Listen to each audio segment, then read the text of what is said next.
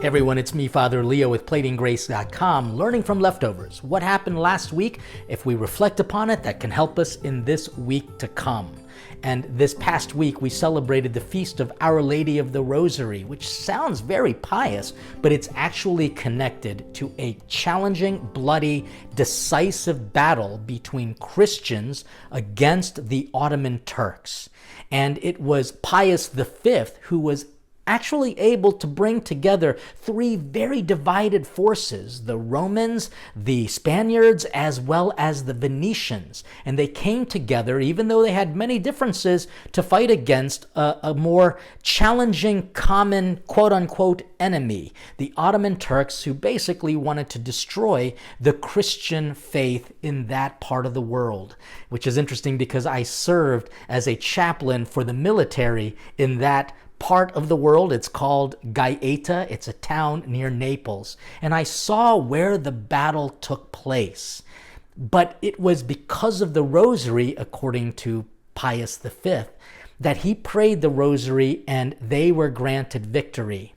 And when I look at that, I think, you know what? The church today has a lot of divisions. Yeah, we're all Roman Catholic, but you know that there are a lot of divisions between liberals and conservatives, traditionals and modernists, and we have people who like this devotion as opposed to that devotion. People actually get upset because this parish does it a little differently from that parish, and we kind of sound like the Christians of 1571.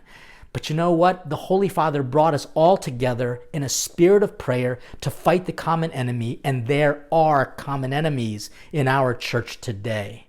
Whether it be under a political attack of socialism and communism, which are enemies of the Catholic faith's lifestyle and freedom of religion. But we also have a lot of immorality that grows and goes unexcused. There are tendencies of relativism. The culture of death continues to grow in how we treat one another, especially the vulnerable, at all stages of life, beginning with life at conception. But there are also instances of hatred through a materialism, a selfishness, and also a culture of waste. These are things that we as Catholics need to come together under the banner and the protection of being Jesus's followers, his brothers and sisters.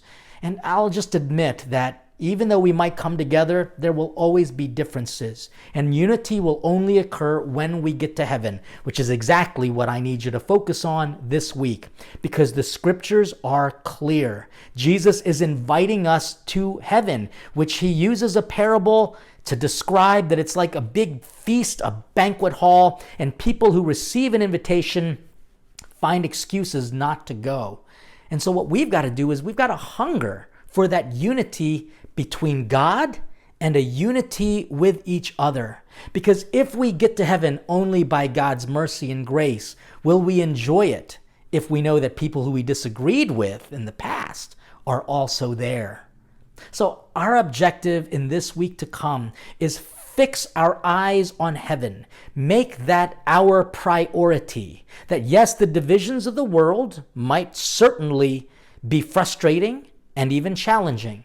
But if we are part of the body of Christ, despite the differences, we should all come together to fight the common enemy who does not want us to go to heaven. I hope that this little message of learning from leftovers and using that reflection to help you in the week to come will be of a spiritual aid for you and help you to stay hungry for God. And if you like this message, please be sure to share this video and this message with family, friends, and parishioners. Be sure to like this video, subscribe to our channel, and more importantly, become a member of our Plating Grace family and become part of the Academy, which provides you exclusive content and special perks, but also gives us an opportunity to partner where you can help us to continue our good work in feeding people body, mind, and soul. Learn more about the Academy and all of our fantastic opportunities at platinggrace.com.